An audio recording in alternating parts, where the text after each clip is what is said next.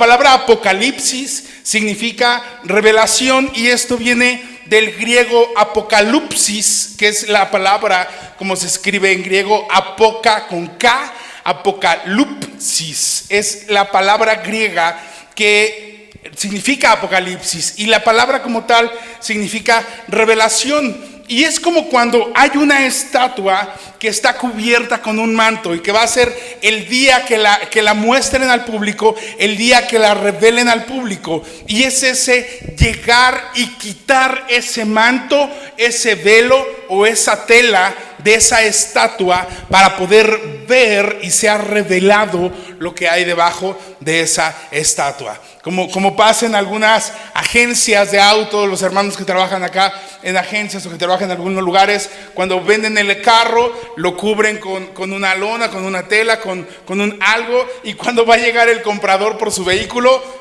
¡tarrán!, le quitan esa cosa. Eso es el apocalipsis, eso es revelar, es lo que habla el apocalipsis de Juan, es la revelación, pero no es la revelación de un carro ni la revelación de una estatua. El apocalipsis es la revelación de Jesucristo. Si tú lees Apocalipsis capítulo 1 versículo 1, ahí nos dice que es el apocalipsis. Dice Apocalipsis 1:1 es la revelación de ¿qué? De Jesucristo. El apocalipsis es la revelación de Jesucristo. Yo sé que para muchos de nosotros cuando escuchamos apocalipsis, escuchamos o empezamos a pensar acerca del fin del mundo, acerca del anticristo, acerca de una destrucción terrible, y son imágenes y son ideas que todos hemos tenido y que todos tenemos y que todos relacionamos por una película que vimos en algún lugar o por una plática que tuvimos por alguien o por el comentario de no, eso está apocalíptico, ¿no? Y cuando dicen apocalíptico es como imaginar lo peor y la destrucción. Sin embargo, incluso hay una mala traducción en el inglés. El libro del Apocalipsis se llama Revelation, nada más.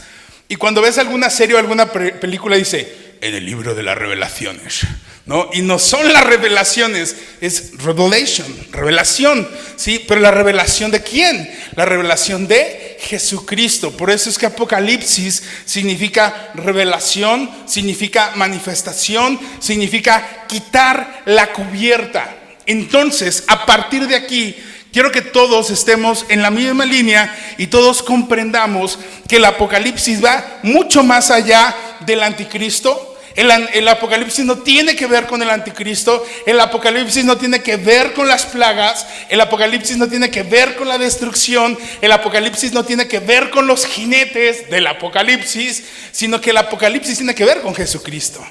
Que todo esto que hemos platicado está inmerso en el libro, sí, pero no es el centro del libro. El centro del Apocalipsis es la revelación de Jesucristo. Amén. ¿Me sigue acá? Y dirán, ¿pero qué no para eso ya están los evangelios? ¿Qué no para eso ya está Mateo, Marcos, Lucas y Juan? ¿Por qué tiene que haber otro libro que hable de Jesucristo? ¿No se supone que ya conocíamos a Jesús? Bueno, yo quiero predicarte de un Jesús que tiene dos naturalezas, que tiene una naturaleza humana, carnal, terrenal, que nunca dejó la parte de deidad, pero tenemos un Jesucristo que asciende a los cielos y nos vuelve en un cuerpo físico de nueva cuenta.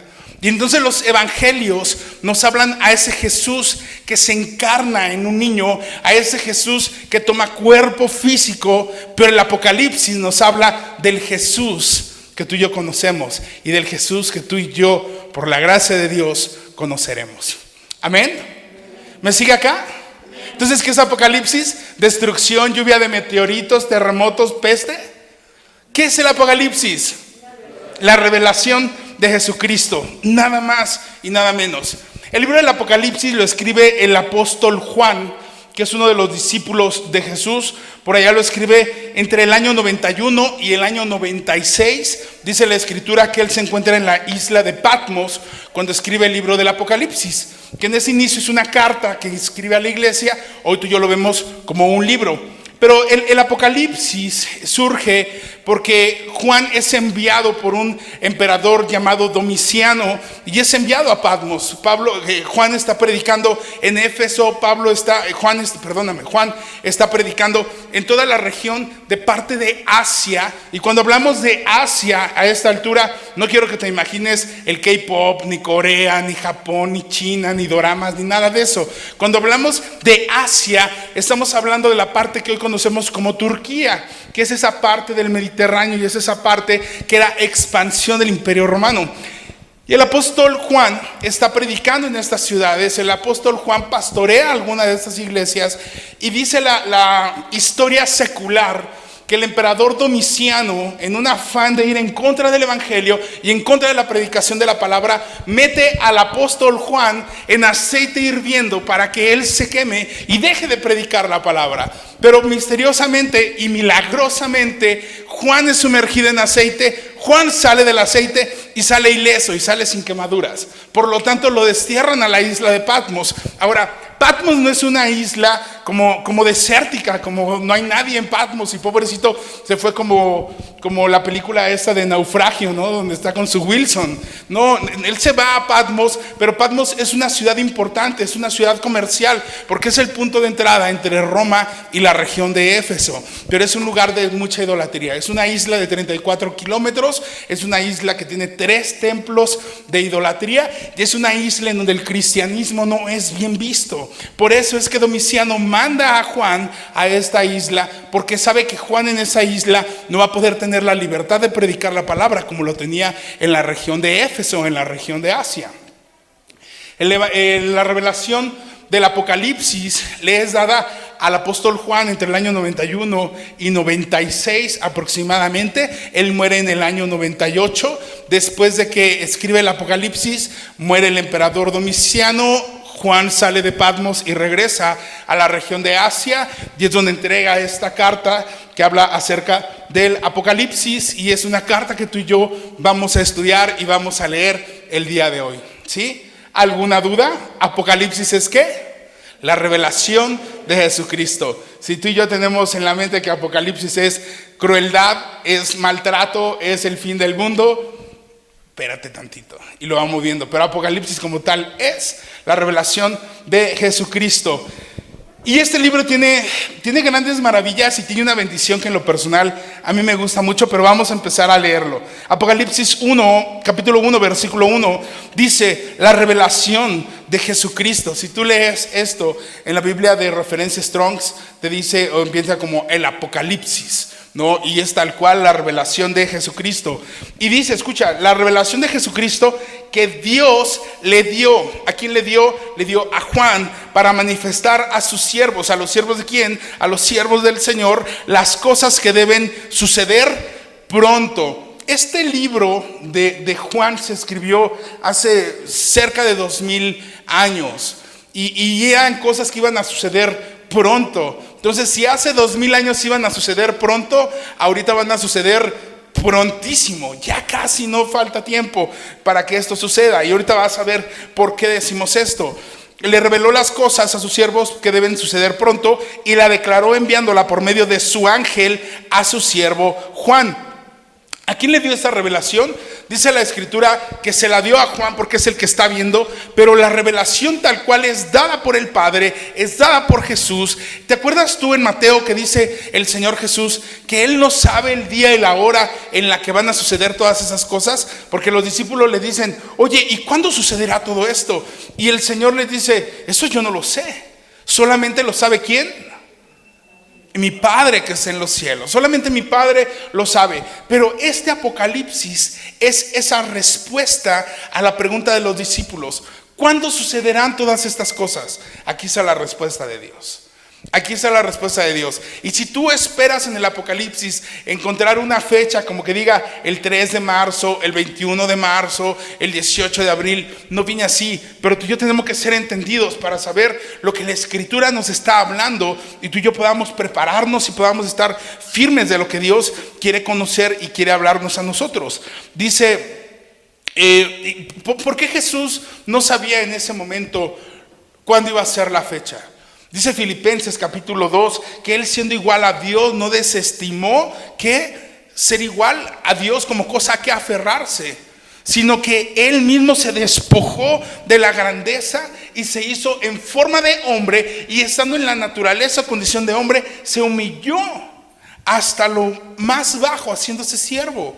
Es decir, Dios sabe en qué momento va a venir por su iglesia. Jesús en su divinidad podía saberlo, pero sabes, él renunció a esa grandeza y divinidad para volverse siervo, y entonces como siervo no saber los tiempos más que el Padre tiene establecidos. No sé si me explico hasta acá, pero este primer versículo es lo que Dios está hablando a Juan, y es lo que Dios está hablando a la iglesia para saber cuándo son los tiempos en los que él viene por su iglesia, ¿sí?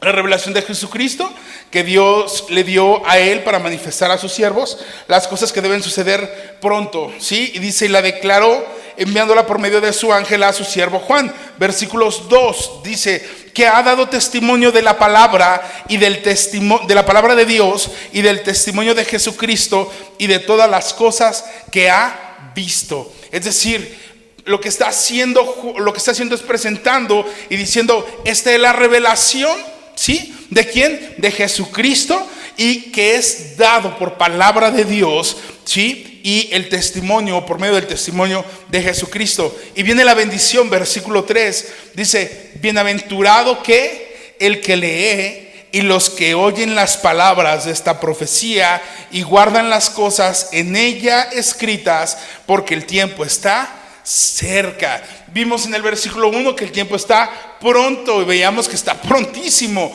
Y en el versículo 3 dice, el tiempo está cerca. Pero hay una bendición para ti y para mí, por el simple hecho de tú y yo estar sentados el día de hoy leyendo este libro.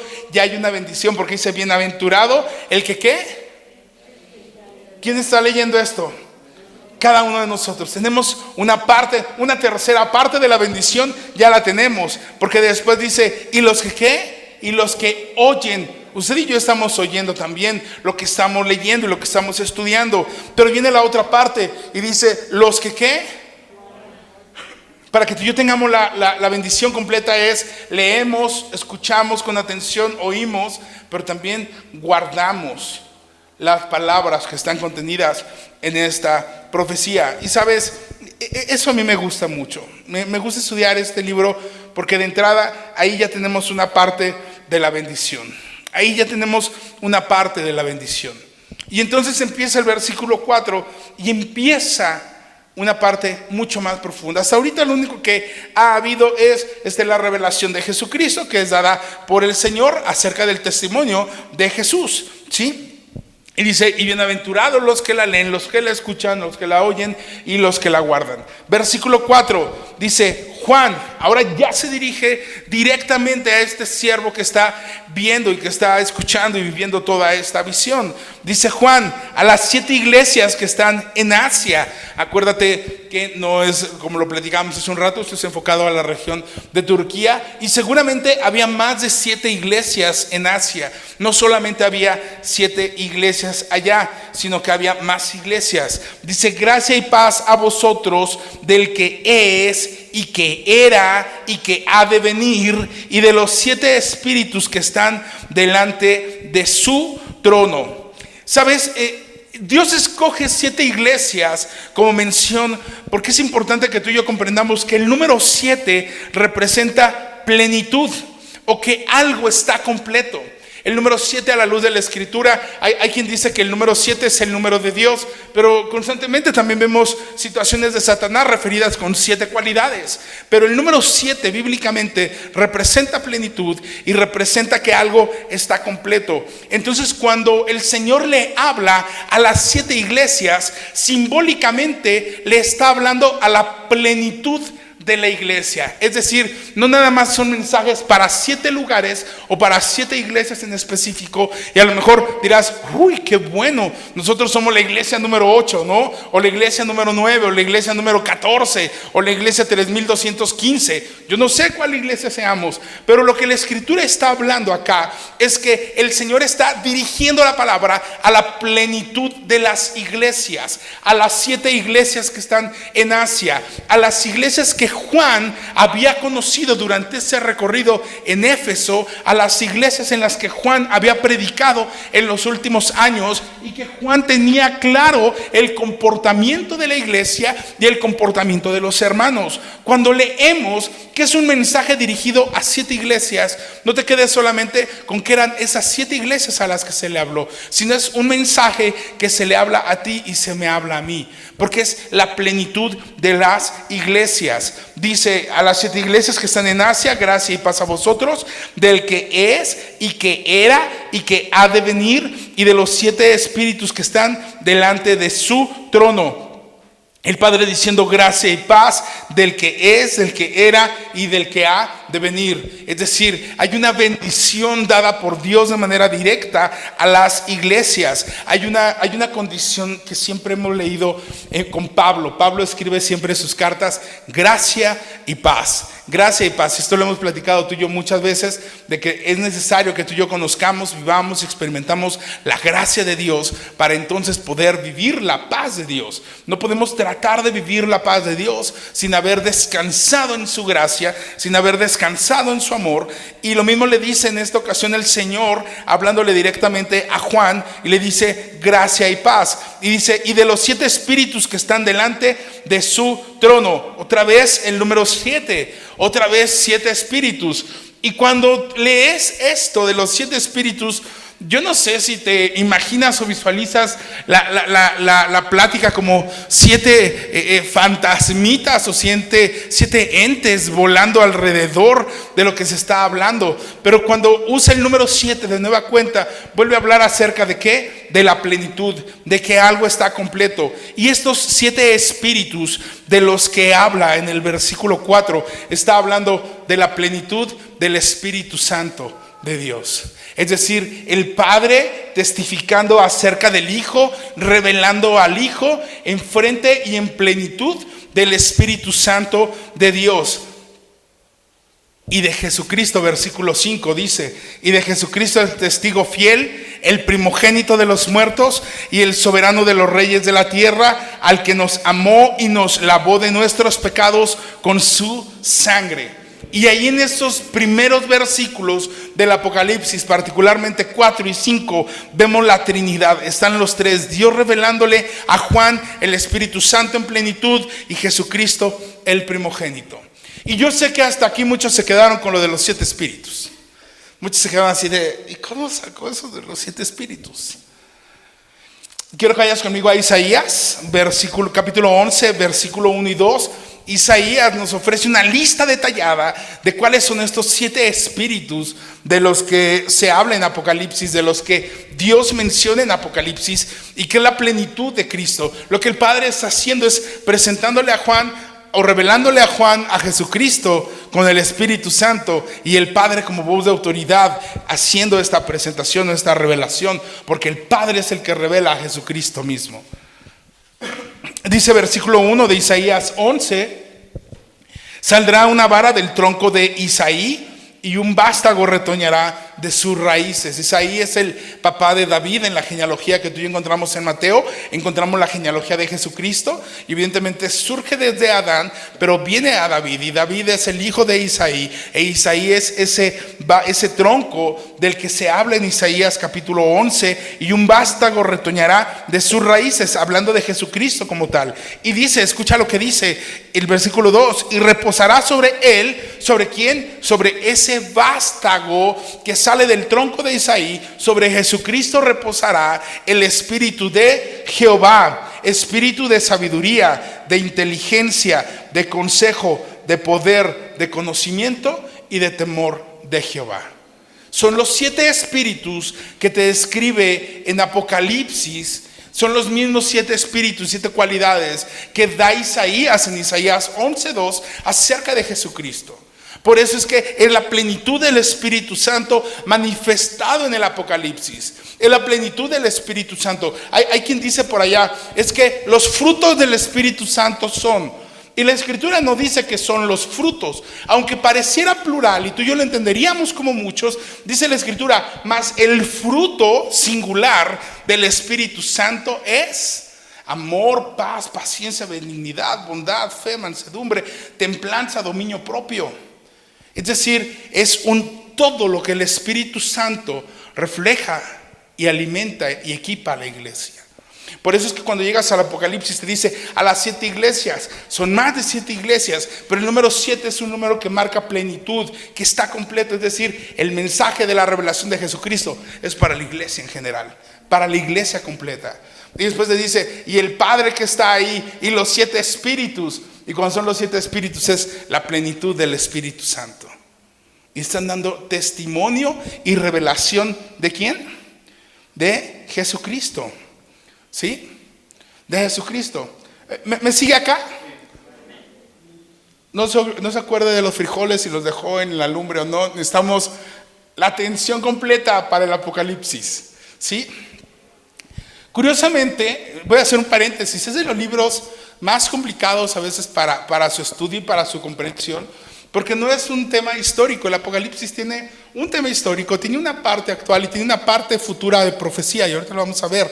Pero normalmente las demás historias bíblicas o la demás parte de la escritura generalmente son como cosas pasadas o profecías que ya algunas se cumplieron, algunas se anunciaron, pero en el Apocalipsis es como mucho de lo que tú y yo hoy vivimos y mucho de lo que tú y yo estaremos esperando o podremos vivir, ¿sí? Por eso es que ponga toda su atención y vamos a seguirle dando.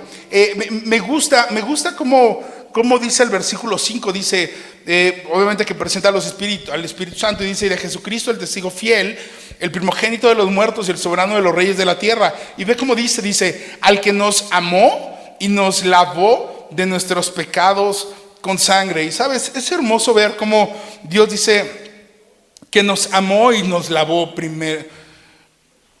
Primero nos amó y luego nos lavó. Primero nos acercó, nos amó y luego nos lavó. Y la mayoría de nosotros somos al revés. La mayoría de nosotros somos, primero lávate y luego veo si te amo, ¿no? O sea, primero límpiate y después veo si te amo. Pero Dios no es así. Dice la Escritura, primero nos amó y luego nos lavó. Y si alguno cree que esto es mentira, solamente eche el cassette un poquito para atrás para que recuerde cómo fue la forma como Cristo te buscó y se acercó a ti. No esperó a que fueras limpio o perfecto para poder amarte o regalarte de su amor y de su gracia. Dice la Escritura que porque Él nos amó primero es que nosotros podemos acercarnos a Él. Y es porque Él nos amó que nos permite acercarnos para ser lavados en su sangre. Y ahorita vamos a explicar por qué es importante esta frase. Y si tú no la has tenido clara y tú no tienes claro que Él te ha amado y Él te ha lavado, es necesario que hoy, para poder leer y comprender el Apocalipsis de una mejor manera y de una perspectiva diferente, tú y yo creamos que Él verdaderamente nos amó y que nos ha lavado de nuestros pecados. Amén. Versículo 6 y 7 dice, y nos hizo reyes y sacerdotes para Dios su Padre. Es decir, nos amó y nos lavó, no para dejarnos botados y sin uso, sino que dice para hacernos reyes y sacerdotes para Dios. Es decir, Jesús en su amor nos amó, nos lavó, nos hizo reyes, nos hizo sacerdotes, no para que el mundo se entretenga con nosotros, no para hacer show de la gente de afuera, no para hacer el entretenimiento o la burla de alguien, sino para que tú y yo podamos estar presentes para Dios, dispuestos para Dios y limpios para Dios y para el Padre. Por eso nos hizo reyes y sacerdotes. No para nadie, sino para Dios. Cristo mismo lavándonos, Cristo mismo amándonos, Cristo quitándonos la suciedad para presentarnos delante del Padre. Es lo que dice Apocalipsis. A Él sea gloria e imperio por los siglos de los siglos. Amén. Versículo 7, escucha lo que dice. He aquí que viene con las nubes y todo ojo le verá, y los que le traspasaron y todos los linajes de la tierra harán lamentaciones por él. Sí, amén. Es decir, empieza poco a poco en este versículo 5, 6 y 7 a decir, señores, ¿se acuerdan de Jesucristo al que les acabamos de revelar? Ese que los amó que los lavó, que los hizo reyes, sacerdotes para Dios, Él va a venir, dice, por un pueblo. Y habrá gente que se goce y habrá gente que hará lamentación por Él. Y lo que está diciendo es, este es el mensaje que quiero que le des a las iglesias. Ese es el mensaje que la iglesia o las iglesias deben de saber. Es decir, ¿cuál es el mensaje? Que la revelación es Jesucristo. Que Él nos amó, que Él nos lavó, que Él nos preparó para presentarnos delante de Dios y que Él va a venir de nueva cuenta. Ese es el mensaje. ¿Quién lo está dando? El Padre lo da. Y después Jesucristo es el que comienza también a hablar. Ahora, en el versículo 8, hasta ahorita es Dios el Padre el que ha estado revelando esto a Jesús. En el versículo 8, si tú tienes una Biblia de esas que traen letras de color rojo cuando habla Jesús, si esa es la versión de Biblia que tú traes, seguramente en el versículo 8 vas a ver que vienen referidas las letras en color rojo, porque son palabras que está tomando de Jesús mismo. Y dice Apocalipsis 8, ya dejó de hablar el Señor, dejó de presentar el Señor el mensaje de cuál es la finalidad del Apocalipsis, y ahora comienza Jesucristo a presentarse y comienza Jesucristo a hablar. Dice, yo soy el alfa y la omega, esto es el principio y el fin. El alfa es la primera letra y el omega la última letra del alfabeto griego como tal. Dice, yo soy el alfa y el omega, el principio y el fin, dice el Señor, el que es y que era y que ha de venir, el Todopoderoso. ¿Sí? Él es el Todopoderoso, Él es el principio, Él es el fin. Versículo 9 dice, yo Juan, vuestro hermano y copartícipe vuestro en la tribulación, en el reino y en la paciencia de Jesucristo, no estaba en la isla llamada Patmos por causa de la palabra de Dios y el testimonio de Jesucristo. Nos está diciendo ahora Juan, ¿cómo es que él tuvo ese mensaje? Es decir, ya vimos la presentación, ya vimos el mensaje, ya vimos cómo Jesucristo dice, yo soy el alfa y el omega, el principio y el fin, el que ha venido, el que iba a venir y el que vendrá también, el Todopoderoso. Y ahora Juan comienza a decir, bueno, yo Juan, soy el que le estoy dando el mensaje, la carta y la relación de lo que ha pasado. Dice, yo estaba partícipe en esta tribulación en el reino en la paciencia de Jesucristo, porque estaba en una isla llamada Patmos por causa, dice, de la palabra de Dios y el testimonio de Jesucristo. Es decir, Juan, explica en dos frases, por causa de la palabra de Dios y del testimonio de Jesucristo. No explica el detalle de, y Domiciano me mandó preso de aquel lado a Patmos, castigado porque yo andaba predicando. Él simplemente dice, yo estuve en Patmos por estar sirviendo al Señor, por estar predicando la palabra del Señor, por estar dando testimonio de Jesucristo. Fui llevado a Patmos. Y fíjate cómo dice el versículo 10, y quiero que vayamos poniendo mucha atención en todo esto. Dice, yo estaba en el Espíritu en el día del Señor y oí detrás de mí una gran voz como de trompeta. Yo estaba en el Espíritu en el día del Señor. Quiero explicártelo, porque este es un versículo que puede generar confusión y dudas. Cuando dice yo estaba en el Espíritu, hay mucha gente que dice que Juan fue llevado por el Espíritu a una dimensión que él no conocía. Dice que fue llevado su cuerpo, así como aquellos que hacen viajes astrales, que se queda un cuerpo físico en un lugar y su espíritu es llevada, su alma es llevada para que él pueda apreciar lo que va a pasar. La Escritura no lo explica así. Hay quien dice que fue una visión en vivo que tuvo Juan, es decir, estando él físicamente en Patmos, teniendo así tu carne, te pellizcas y todo, empezó a ver lo que le fue revelado. La Escritura no lo dice tampoco con ese detalle, pero lo que sí sabemos es que fue un mensaje que Dios le reveló a Juan. ¿Cómo lo reveló a Juan? No lo explica la Escritura. Y estaría por demás de nosotros asumir que es que Juan fue llevado en un viaje astral, en donde Dios separó alma, espíritu, cuerpo. Los que ya vieron Spider-Man, así como cuando sacan al Spidey del cuerpo. Entonces, no es así como se va a hacer ese viaje. La Escritura no lo dice, y si la Escritura no lo dice, tú y yo no tenemos por qué ponerle hechos sobrenaturales o místicos que la Escritura no está narrando. La Escritura simplemente dice que a Juan le fue revelado. A Juan le fue revelado. Y pudo haber estado físicamente encerrado, orando, estando en su casa, estando meditando en la palabra, estando en oración. Y el Espíritu le reveló, sin necesidad de hablar de un viaje astral. Ahora, ¿es imposible para Dios el viaje astral? Tampoco lo es imposible, pero no lo dice la Escritura. Ahora, sí dice algo importante, dice, yo estaba en el Espíritu, con E mayúscula. Es decir, Juan estaba en el Espíritu, estaba siendo tomado por el Espíritu Santo. Pero también estaba haciendo un tiempo con el Espíritu Santo. Tú y yo somos tomados por el Espíritu Santo cuando buscamos al Espíritu Santo. Por eso es que muchos teólogos dicen que esta visión, esta revelación se pudo haber dado en un momento de oración y de intimidad de Juan con el Señor. De Juan con el Señor, y entonces el Espíritu le revela. Pero escucha lo que dice el versículo 10. Yo estaba en el Espíritu en el día del Señor. Y hay gente que dice aquí que eso pasó un domingo porque era el día del Señor, y porque la iglesia en el Nuevo Testamento se congregaba los domingos como el día del Señor. Pero hasta este momento no hay una referencia de que la iglesia acostumbre llamar el día del Señor, sino que esta frase del día del Señor está hablando del día del Señor que profetizó Isaías, que era el día de Jehová, y que tú y yo habíamos platicado semanas atrás o meses atrás cuando estábamos estudiando, y decíamos que el día del Señor eran dos eventos: uno de victoria para los siervos de Dios y uno de dolor para los enemigos de Dios.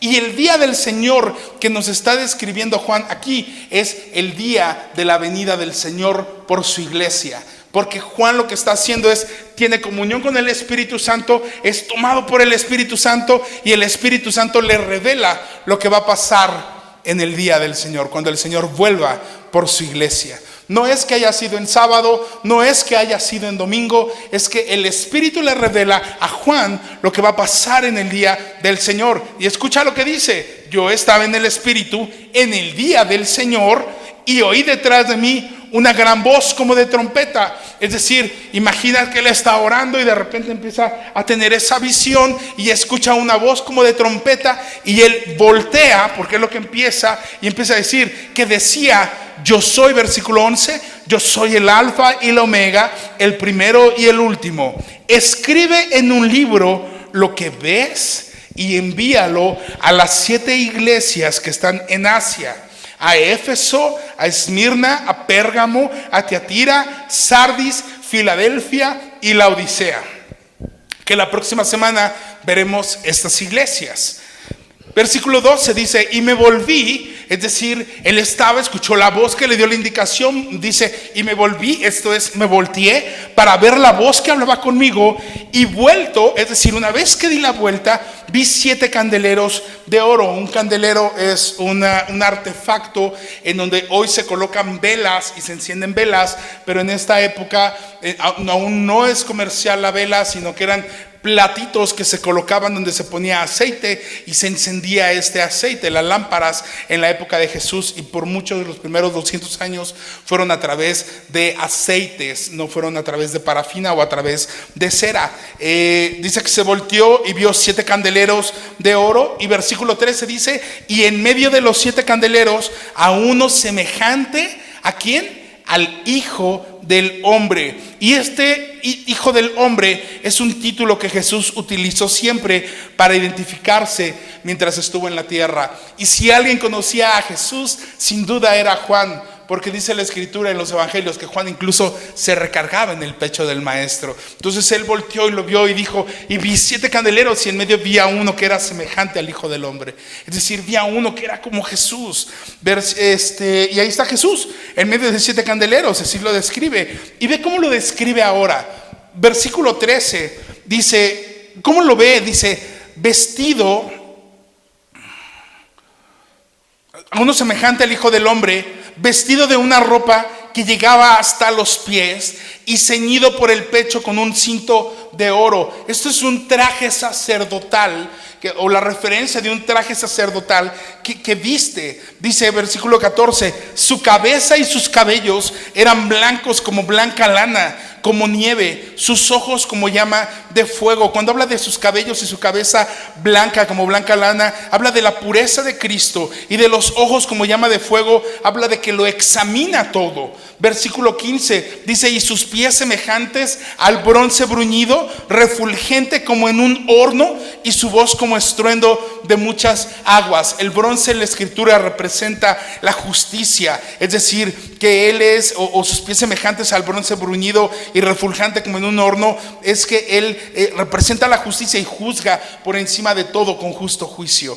Pero ojo aquí, porque esto que Juan está hablando de él no es una descripción física de cómo ve a Jesús. No es una descripción física, porque dirás, bueno, y entonces Jesús tiene el cabello negro o el cabello blanco, entonces sí tiene ojos de amor o tiene ojos de fuego, entonces tiene pies como todos nosotros y le lavó a los discípulos, o quizá como son sus pies de bronce no dejó que se lo lavaran. No, eso no es una descripción física de Cristo, sino una descripción de los atributos espirituales de Cristo como le es revelado a Juan. A Jesús de carne y hueso ya lo conocieron. Al Jesús que jugaba, que amaba, que sanaba, que perdonaba, ya lo conocieron, ya vivieron con él. Ahora lo que hace Juan es conocer la grandeza de Jesús, conocer la deidad de Jesús, conocer los atributos de Jesús. Dice: y vi a uno semejante a hijo del hombre con una ropa que llegaba hasta los pies, ceñido por el pecho con un cinto de oro. Es decir, él es de la realeza, él no necesitaba darle a conocer a los reyes de esta tierra su grandeza. Dice: su cabeza, sus cabellos blancos como blanca lana. Acuérdate lo que dice Isaías: si tus pecados fueran rojos como ¿qué? Como la grana, yo los dejaré blancos como la nieve, o blancos como la blanca lana. También dice: sus ojos como llama de fuego, sus pies semejantes al bronce bruñido, refulgente como en un horno, y su voz como el estruendo de muchas aguas. Una voz de dominio y una voz de autoridad. Y no es una descripción física de Cristo, sino de los atributos espirituales de Jesús, de los atributos espirituales de Cristo. Versículo 16 dice: tenía en su diestra 7 estrellas, y de su boca salía una espada aguda de 2 filos, y su rostro era como el sol cuando resplandece su fuerza. No vais a creer que tenía una espada atravesada en su boca, sino que representa la palabra de Dios, que es capaz, un arma cortante de doble filo, capaz de atravesar toda alma, ¿sí? Entonces, recapitulemos. Juan está en Patmos, escucha una voz, se da la vuelta cuando escucha la voz, y lo que ve es a Cristo en esta descripción gloriosa, y lo ve en medio de 7 candelabros, y lo que tiene en su mano derecha son 7 estrellas, y ya hace una descripción de cómo él ve las ropas que viste. ¿Todos vamos hasta aquí bien? ¿Sí? Versículo 17 dice: y cuando le vi, caí como muerto a sus pies. Cuando lo vi, caí como muerto a sus pies. Juan, al encontrarse con la santidad y con la gloria de Jesús, con la gloria de Dios, él cae como si estuviera muerto. Y esto lo vemos muchas veces en la escritura, cuando los hombres, o hombres comunes y corrientes como tú, como yo, se encontraban con la gloria de Dios, o caían rendidos, o caían atemorizados, o lo primero que decían es: he muerto porque vi la gloria de Dios. ¿Sí? Y lo que hace Juan es un pastor, Juan fue un discípulo, Juan es un apóstol, Juan es un hombre que está todo el tiempo predicando, que es tomado por el Espíritu Santo por la relación que tiene con él. Pero aún cuando ve a Cristo en esta magnificencia o en esos atributos, dice: caí como muerto a sus pies. ¿Sí? Y es lo que vemos en la Biblia, dejando clara la enorme distancia que tenemos en nuestra vida contra la santidad de Dios. No importa cuánto tratemos tú y yo, o creamos tú y yo que estamos viviendo al 100 nuestra vida cristiana, jamás estaremos cerca de la santidad del Señor. Por eso Juan cae como si estuviese muerto, ¿sí? Mi inmundicia contra la santidad del Señor me deja claro el enorme abismo y distancia que solamente Jesús pudo corregir cuando me amó, cuando me lavó y cuando me hizo rey y sacerdote para Dios. Por eso la importancia de comprender cuál fue la finalidad de amarnos y de lavarnos.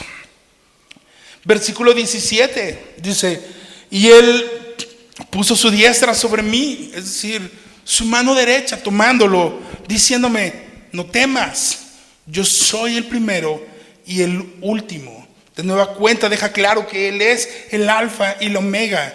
Dice: y el que vivo y estuve muerto, mas he aquí que vivo por los siglos de los siglos. Amén. Y tengo las llaves de la muerte y del Hades. Tengo las llaves de la muerte y del Hades.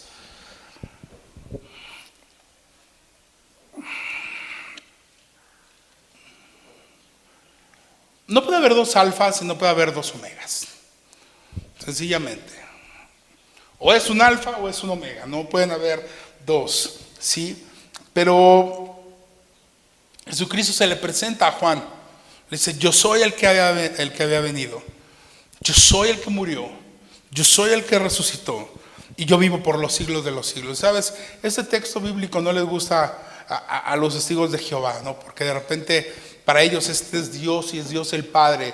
Pero cuando tú vas a la Escritura y comprendes esta parte, sabes que es Jesucristo el Todopoderoso, es Jesucristo el Eterno, es Jesucristo el Salvador, es Jesucristo el que vino, el que murió, el que resucitó y el que vive por los siglos de los siglos. Amén. Y sabes, cuando dice: y tengo las llaves de la muerte y del Hades, yo siempre que leía esto pensaba que era como que pues Él era el que nos podía meter, ¿no?, al infierno, ¿no? O sea, como que Él es el que abre la cárcel y te mete a la cárcel, y Él es el que abre el infierno y te mete al infierno, pero no es así. En realidad no es eso. En realidad lo que dice es que Él, al tener las llaves de la muerte y del Hades, Él es el único que puede dar vida. Él es el único que puede sacar nuestra vida del infierno y de la condenación y darnos una vida real. Amén. Eso significa que Él tiene las llaves de la muerte y del Hades. No es que Él quiere meterte al Hades o Él quiere meterte al infierno, sino que Él es el único que puede sacarte de la muerte y llevarte a la vida y ponerte en la vida. No hay alguien más, no hay nadie más que pueda prometerte la vida eterna ni la salvación, sino Cristo Jesús. Amén. ¿Seguimos todos acá? Bueno, ahora descanse tantito, desténsese, vamos bien. Y hemos llegado al versículo 19 que quería llegar. Aquí quería llegar. Y quiero decirte algo que quiero que lo memorices a lo largo de estas semanas, y que lo memorices hoy y lo memorices en tu casa y lo memorices todos los días. Y es: Apocalipsis es un libro fácil de comprender. Dilo conmigo: Apocalipsis es un libro fácil de comprender. ¿Ya ves qué sencillo es? Ya lo comprendimos todos, ¿verdad? Apocalipsis es un libro fácil de comprender. ¿Y sabes por qué? Porque Apocalipsis tiene su propio bosquejo divino. Apocalipsis tiene su propio bosquejo.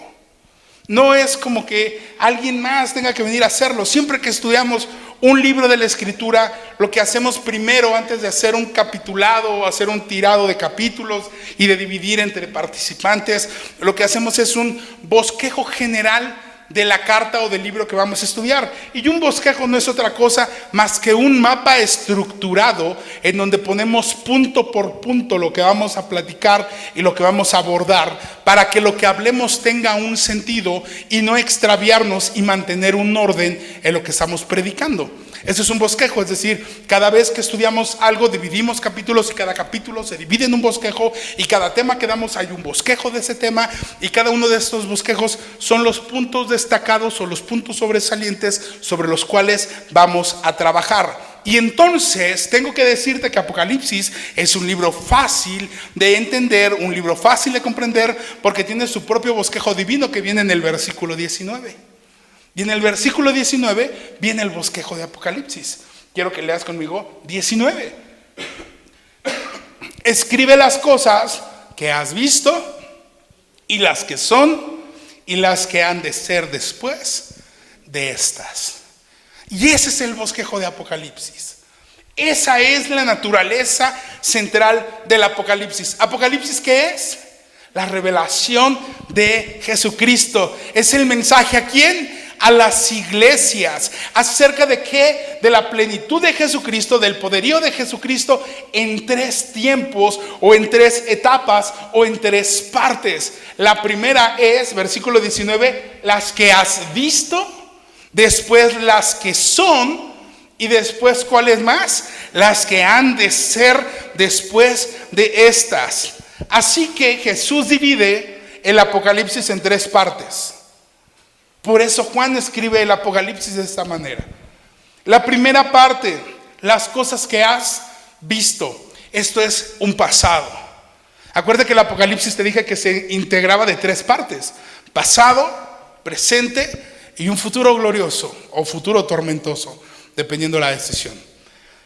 Pero las cosas que has visto es el pasado. Ahora la pregunta, ¿qué es lo que ha visto Juan hasta este momento? A Cristo glorificado. ¿Qué es lo que hemos venido estudiando ahorita? ¿Cuál fue las cosas que dio? Juan está en Patmos, Juan está en aquel lado por predicar a Jesucristo, y de repente estando en el Espíritu, el Señor lo lleva al día del Señor y escucha detrás de él una voz y voltea y hace una descripción de Cristo de manera gloriosa. Entonces, ¿qué es lo que Juan ha visto hasta este momento? A Cristo glorificado. Entonces, las cosas que has visto es que el capítulo 1. Las cosas que has visto es el capítulo 1. La segunda parte, las cosas que son, presente. ¿Cuáles son las cosas que son? ¿O qué cosas son? Capítulo 2 y 3. Capítulo 2 y 3 del Apocalipsis. ¿Qué tenemos en el capítulo 2 y 3? Tenemos 7 cartas dirigidas a 7 iglesias. ¿Te acuerdas que te dije que el 7 significaba qué? Plenitud, o que está algo completo. Entonces, estas 7 cartas dirigidas a estas 7 iglesias representan la historia universal de la iglesia. Representa tu comportamiento y mi comportamiento. Representa el comportamiento de la iglesia primitiva desde el tiempo de Juan y los días de Jesús. Y estas 7 iglesias las vamos a estudiar la siguiente semana, así que no vamos a entrar ahorita en detalles. Pero lo que tengo que decirte es que estas 7 iglesias viven con problemas de ánimo, con problemas entre ellos, con una división a veces de manera interna, con una separación espiritual del Señor. Y sabes, son 7 iglesias o etapas que se acoplan perfectamente a la vida de la iglesia del día de hoy, a tu vida cristiana en algunos casos. Por eso representa el hoy. Esa es la parte de las cosas que son. Ahora, si tú quieres ubicarte en el plano de Apocalipsis, es decir, bueno, a ver, el Apocalipsis, las cosas que son, las cosas que has visto, pues no nos tocó ver lo que vio Juan. Pero si tú quieres ubicarte temporalmente en el Apocalipsis, en el plano del Apocalipsis, tú y yo vivimos en el capítulo 2 y 3 de Apocalipsis. Allí es donde estamos hoy. Allí es donde estaba Juan en ese momento cuando estaba escribiendo. En el capítulo 2 y 3 de Apocalipsis es donde tú y yo estamos. Juan está en esa época también. Por eso dice las cosas que son. ¿Sí? Capítulo 1, ¿qué es? Las cosas que has visto. ¿A quién vio? A Cristo glorificado. Las cosas que son, es decir, nuestro presente. Apocalipsis 2 y 3. Y después dice la tercera parte, las cosas que han de ser después de estas. Y eso se llama futuro. ¿Sí? Pero ¿después de qué? Las cosas que has visto después de estas, ¿después de qué?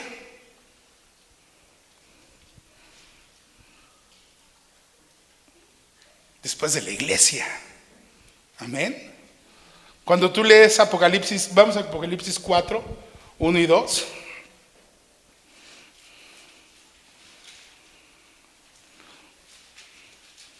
Nada más para tocar tantito el tema y nos regresamos a 1. Apocalipsis 4, 1 y 2. ¿Cómo comienza? Después de esto. Y esa palabra después de esto es el griego metatauta, que significa después de las cosas que se vivieron. Es decir, la iglesia son capítulos 2 y 3. Y una vez que la iglesia ya no está, comienza el capítulo 4. Es decir, hermano, tú y yo estamos en el capítulo 2 y 3, pero más en el 3, casi rozando el 4, casi llegándole al 4. Dice Apocalipsis 4:1, después de estas cosas miré y he aquí una puerta abierta en el cielo, y la voz que oí como de trompeta hablando conmigo dijo: sube acá y te mostraré las cosas que sucederán después de estas.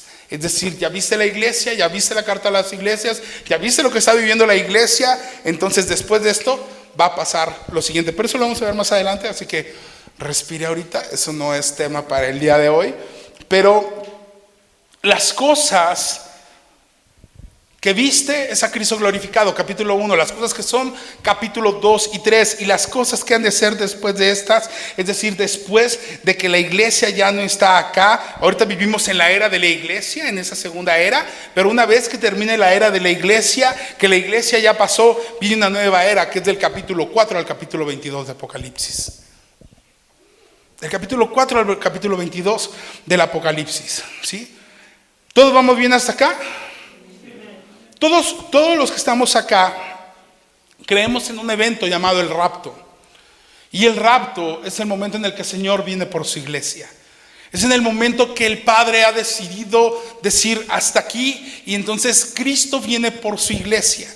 Y ese evento que tú y yo esperamos, y creo que algunos con ansia y otros con menos ansia, pero es el objetivo de nuestro cristianismo, estar con el Señor, es lo que nos hace poder comprender los tiempos de Dios. Porque en el momento que el Señor venga por su iglesia, en ese momento se da la vuelta a la página del capítulo 3 y comienza el capítulo 4 del Apocalipsis, ¿sí? Pero hasta que haya llegado ese momento del rapto, en que la iglesia haya sido arrebatada en el cielo, entonces comenzará esa tercera etapa. Mientras tanto, tú y yo estamos en esa segunda etapa, en las cosas que son, ¿sí? A esa etapa después del rapto, a esa etapa post iglesia, se le conoce también como la semana 70 de Daniel. Lo veremos también a la par del libro del profeta Daniel. La semana 70 de Daniel también se le conoce como la gran tribulación o como el tiempo de dolores. Pero eso será después. Hay gente que se pregunta, y es una pregunta válida, dice: ¿la iglesia va a vivir o no la gran tribulación? ¿La iglesia va a vivir o no la gran tribulación? Yo siempre he dicho que no, porque siempre el número 3 va antes del 4. Y si la tribulación empieza después del 4 y la iglesia se va al finalizar el 3, pues desde el kinder no. Si tú te vas, tú no vives tribulación. Si tú no estás, si tú te quedas, no eras iglesia y va a haber tribulación. ¿La iglesia va a vivir la tribulación? La iglesia no. Tú no sé. Hermanos, era una broma. No es broma. ¿Eres parte de la iglesia o no eres parte de la iglesia? Porque la escritura es clara. La iglesia no va a estar en tribulación. La iglesia va a un evento especial. La iglesia va a otro tiempo. ¿Sí? Pero ¿eres iglesia o no eres iglesia? ¿Eres parte del cuerpo de Cristo o no eres parte del cuerpo de Cristo? Ahora, ¿qué es la gran tribulación? A la luz de la Biblia son 3 juicios. Con cada juicio tiene, o son 3 series de juicios, y cada serie de juicios tiene 7 juicios. Es decir, es la suma de 21 juicios. Son 3 juicios con 7 sellos, 7 trompetas, 7 copas cada uno de ellos. Y la tribulación la vamos a ver del capítulo 6 al capítulo 19. Es la forma como Apocalipsis nos presenta la tribulación, ¿sí? Entonces, no se me pierda. Apocalipsis, versículo 19, de acuerdo a Apocalipsis 1, ¿qué es? Las cosas que has visto, ¿qué es? Cristo glorificado. Las cosas que son, capítulos 2 y 3, el tiempo de la iglesia, la era de la iglesia, y después las cosas que han de venir, el metatauta, ¿sí? Lo que viene después de la iglesia, del capítulo 4 al capítulo 22. Del capítulo 6 al capítulo 19 vamos a ver la gran tribulación. ¿Me sigue acá, hermano? ¿Por qué la gran tribulación? ¿Por qué se llama así? Porque sencillamente es el momento en el que Dios va a juzgar a un mundo pecador que lo ha rechazado. Es que Dios es muy malo entonces. Es como cuando llega alguien al hospital sin pulso y sacan el desfibrilador. No le des una descarga eléctrica en su pecho porque de por sí viene mal. ¿Qué haces con el desfibrilador? Le provocas una descarga para poner a ritmo y a tiempo su corazón de nueva cuenta y el corazón vuelve a latir. Algo similar es lo que Dios hace con nosotros. Muchas de las veces tú y yo necesitamos a veces sacudirnos para comprender lo que Dios quiere para nosotros y lo que Dios está buscando para nosotros. Y la gran tribulación es ese tiempo en el que Dios está sacudiendo a un mundo para ver si como segunda oportunidad se arrepienten y vienen al conocimiento de la verdad del Señor. Por eso te pregunto, yo no sé si tú vas a estar ahí, porque la iglesia no va a estar ahí. La tribulación es un tiempo de juicio. Y entonces, ¿por qué tú no vas a estar en ese tiempo de juicio? Romanos capítulo 8, versículo 1 y 2, dice que ahora pues ninguna condenación hay para los que están, ¿qué? ¿En dónde? En Cristo Jesús. Los que, ¿qué? Los que no andan conforme a la carne, sino conforme al Espíritu. Versículo 2, porque la ley del Espíritu de vida en Cristo Jesús me ha librado de la ley del pecado y de la muerte. Por eso ya no hay más condenación si tú estás en Cristo Jesús. Por eso recordamos que dice Apocalipsis, nos amó y nos lavó y nos hizo reyes y sacerdotes para presentarnos con Dios y tú y yo no tengamos que pasar por un proceso de tribulación.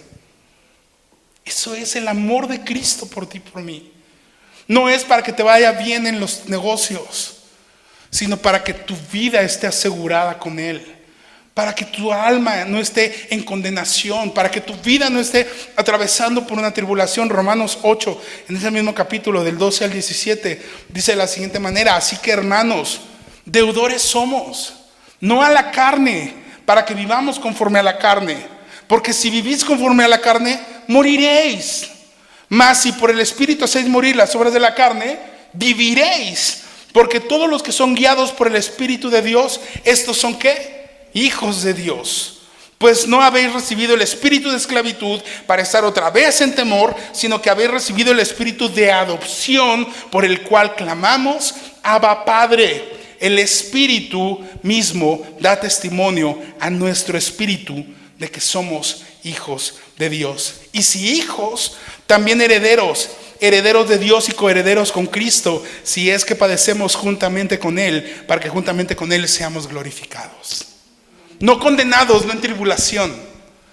Ese es el valor de que tú y yo amemos a Cristo. Pues herederos, ¿herederos de qué? Si no tengo ni casa, no tengo ni aquello. No es en una tierra, amado. La herencia de Él es que tú puedas voltear y ver al que tiene las vestiduras, el cabello blanco, los ojos de fuego y digas, por amor de Él, soy heredero juntamente con Él. Cuando tus actos no son de santidad ni de justicia, pero por Él fuimos justificados. Para que en el momento que la era de la iglesia termine, tú puedas solamente cerrar los ojos y abrirlos de nueva cuenta y estar en las bodas con el Cordero de Dios. Porque Él pagó por ti. Porque Él te llevó. Y no abrir y cerrar los ojos y ver un mundo en angustia, ver un mundo en persecución y ver un mundo en desesperación, que lo estaremos estudiando. La gran tribulación es un evento real que va a traer destrucción, calamidad, cambios. Imagínate que por 1000 años, capítulo 19 dice, parte del bosquejo, después de la tribulación, Cristo vuelve en el capítulo 19 y va a encerrar a Satanás por 1000 años. No va a haber diablo en 1000 años, va a estar encerrado y la iglesia va a estar con él. Si tú te fuiste en la tribulación, antes de la tribulación, en el rapto de la iglesia, vas a estar con Él cuando Él venga en Apocalipsis 19. Pero ¿sabes qué va a pasar? Que habrá mucha gente que no esté de acuerdo en el gobierno de Jesús en la tierra. y se van a levantar. Y después de 1000 años Satanás va a ser liberado. Y la gente que en 1000 años estuvo gobernada por Cristo va a rechazar el gobierno de justicia de Cristo. Y con Satanás se van a aliar. Y dice la Escritura en Apocalipsis 19 y 20 que se van a levantar contra el Señor. Y eso no es nuevo, ya viene en el Apocalipsis, ya lo explica el Señor. Pero sabe, le basta un versículo para terminarlos. De un versículo a otro, vámonos. No hay oposición ya. Y entonces hay un cielo nuevo, una tierra nueva y una nueva ciudad llamada Jerusalén, la nueva Jerusalén. Y todo eso viene en Apocalipsis. Sí. Te dije que Apocalipsis es un libro ¿qué? Fácil de entender. Y es fácil de entender ¿por qué? Porque tiene su propio ¿qué? Bosquejo divino. ¿Y de dónde viene? En el capítulo 1, versículo 19. ¿Sí? ¿Vamos todos bien? Ok. Versículo 19 dice: escribe las cosas que has visto y las que son y las que han de ser después de estas. Bueno, ¿te acuerdas que Jesús estaba en medio de 7 candeleros con 7 estrellas en su mano? Pues bueno, lo explica, versículo 20 y terminamos dice el versículo 20: el misterio de las 7 estrellas que has visto en mi diestra y los 7 candeleros de oro. Las 7 estrellas son los ángeles de las 7 iglesias. Eso lo vamos a ver la próxima semana. Y los 7 candeleros que has visto son las 7 iglesias. ¿Sabes? Jesús tiene en su mano a los 7 ángeles y a los 7 candeleros, que son las 7 iglesias. ¿Qué es la plenitud de las iglesias? Jesús está en medio de la iglesia. Y es importante que tú y yo recordemos que ese 7 representa plenitud. Por lo tanto, en el Apocalipsis, Jesús es la parte central de la iglesia. Y Él no ha abandonado a la iglesia sigue en su mano. Él sigue cuidando de la iglesia. Él sigue velando por la iglesia. De ahí la importancia de que tú y yo como personas tengamos identidad con la iglesia de Cristo. Que tengamos una rendición a Dios, a Jesús como nuestro Señor verdaderamente. Porque dice la Escritura, cuando Él asciende, dice: voy a preparar morada para ustedes, porque donde yo esté, ahí van a estar ustedes. Y ver a Jesús en el capítulo 1 de Apocalipsis con la iglesia en las manos y en medio de la iglesia es parte del pacto, del cuidado que ha prometido de ti y de mí. Que mientras en esta tierra, para que tú y yo no nos sintamos solos, nos dejó al Espíritu Santo, que no es de menor calidad, sino es de la misma calidad que Él. El Paracleto, alguien igual que yo, de la misma categoría, de la misma fuerza y con el mismo poder. Y Él mismo lo llamó el Consolador. No significa que Él nos ha abandonado, significa que nos está esperando. Y mientras este Apocalipsis camine y vayamos casi llegando al final del capítulo 3, Él sigue esperando y sigue manteniendo su presencia en medio de la iglesia, esperando el día glorioso, esperando el momento en el que Él vuelva por la iglesia. Y sabes, quiero que terminemos Apocalipsis 1, este primer capítulo, con el versículo 13 de Apocalipsis.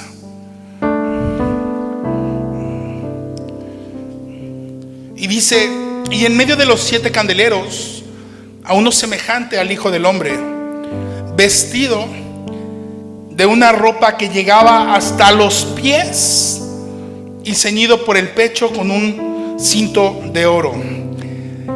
Cristo se le presenta a Juan con una ropa que va desde el cuello hasta la borde de los pies, hasta los pies, ¿sí? Cubierto con un traje completamente, un traje majestuoso, con un cinto. Y déjame volver un poquito a la iglesia. Si la iglesia es el cuerpo de Cristo, y Cristo es la cabeza, como Pablo lo explica, ¿sí? Tú y yo somos el cuerpo. Tú y yo somos parte de ese cuerpo. Él es la cabeza, Todo lo demás está con una vestidura sacerdotal, una vestidura real. Y sabes, cuando dice que Él nos amó y nos lavó, lo único que tengo que decirte hoy es: quien quiera que seas tú, en esta revelación de Jesucristo,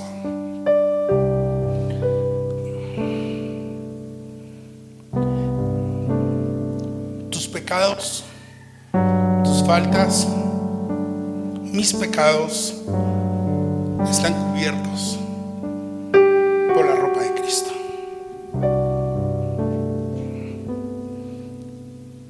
Han sido perdonados, han sido pagados, y nos ha dado un nuevo vestido glorioso y majestuoso. Es por eso que tú y yo podemos reunirnos. Es por eso que la iglesia es tan difícil de llevar. Es por eso que batallas con la mentalidad del hermano y con el que está al lado de ti. Y yo te lo he dicho muchas veces: cuando vives en un lugar donde tienes un vecino que está construyendo al lado de ti, siempre hay ruido, siempre hay polvo, siempre hay siempre están golpeando y es fastidioso. Pero una vez que terminan de construir o de remodelar su casa, volteas a verla y dices: wow, qué padre le quedó. Cuando tiene buen gusto.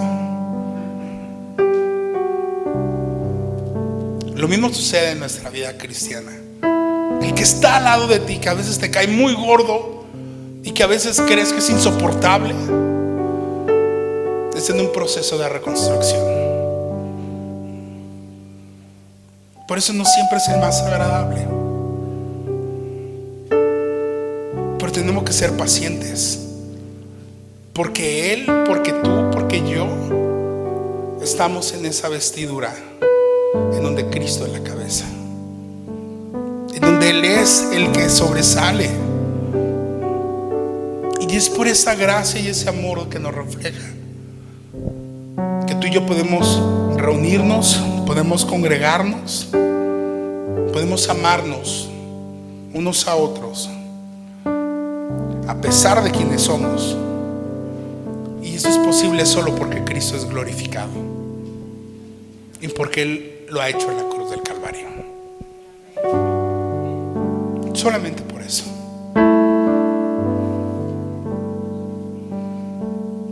Así que ese es el primer capítulo de Apocalipsis. Y Apocalipsis es la revelación de Jesucristo. El Apocalipsis es un libro que es fácil de ¿qué? Fácil de entender, porque Dios mismo nos da su bosquejo divino. ¿Por qué no oramos?